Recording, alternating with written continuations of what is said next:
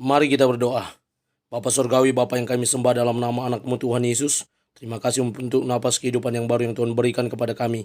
Sebelum kami mulai aktivitas kami mau disapa dengan kebenaran firman Tuhan. Dalam nama Yesus kami berdoa. Amin. Sapaan rohani buat kita pada pagi hari ini, Rabu 10 Mei 2023. Saya ambil dari kitab Roma pasal yang ke-12, ayat yang ke-20. Demikian kesaksian firman Tuhan. Tetapi jika seterumu lapar, berilah dia makan. Jika ia haus, berilah dia minum. Dengan berbuat demikian, kamu menumpukkan bara api di atas kepalanya. Membalas kejahatan dengan kebaikan. Ibu, bapak, saudara terkasih dalam nama Tuhan kita Yesus.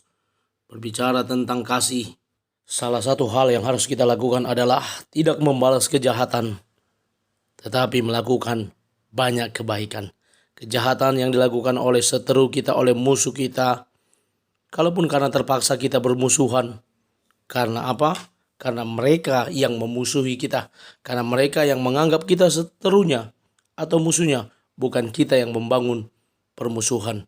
Dan ini yang dikatakan oleh Rasul Paulus kepada jemaat yang ada di Roma. Bagaimana mereka dapat bertindak terhadap orang-orang atau seteru mereka. Ketika mereka lapar, Paulus meminta kepada jemaat di Roma agar mereka boleh memberi mereka makan. Dan ketika mereka haus, maka mereka juga harus peduli dengan memberikan minuman.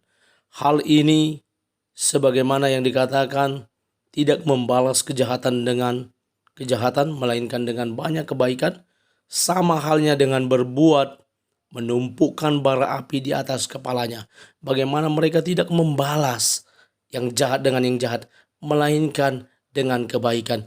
Orang yang sudah dilakukan kebaikan tapi masih juga jahat, itu sama saja bara api sedang berada di kepalanya. Jika bara api berada di kepala seseorang, maka tinggal tunggu waktu kapan kepalanya akan terbakar dan dia pun akan mati.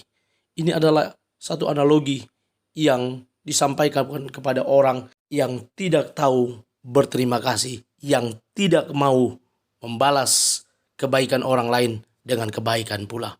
Ibu, bapak, saudara terkasih, saya mengutip dari kata-kata Najwa Shihab yang berkata, yang harus dibabat adalah egoisme dan kebencian.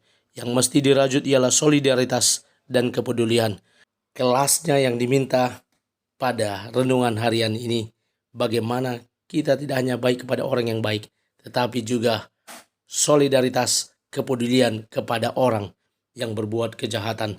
Lalu DSI M. Destiani berkata, orang lebih memerlukan kehadiran, perhatian, dan kepedulian. Bagaimana kita boleh memperhatikan seteru kita, sesama yang ada di lingkungan kita, yang ada di sekitar kita. Kita boleh menunjukkan, merajut kasih kepada mereka.